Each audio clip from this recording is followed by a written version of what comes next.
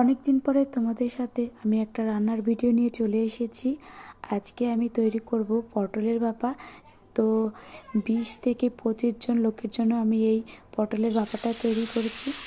প্রথমে আমি পটলগুলোকে ভেজে নিয়েছিলাম, আর এখানে আমি নুন, হলুদ, ধনের গুঁড়ো, জিরে গুঁড়ো, তারপরে সরষে বাটা, কাঁচা লঙ্কা বাটা দিয়ে একটা মশলার পেস্ট তৈরি করে নিয়েছিলাম। সেটা আমি তেলের মধ্যে দিয়ে হালকা করে কষিয়ে নিয়েছি। আর আমি পটলটা এমনভাবে কেটেছি যেটা দেখতে একটা ফুলের মতো, কিন্তু পুরোটা কিন্তু কাটিনি, সেটা তোমরা দেখেই বুঝতে পারছো। এমনভাবে কাটতে হবে যাতে রান্নার শেষে পটলটা খুলে না যায়, দেখতে বাজে না লাগে, খুব সুন্দর একটা ফুলের মতো দেখতে হবে।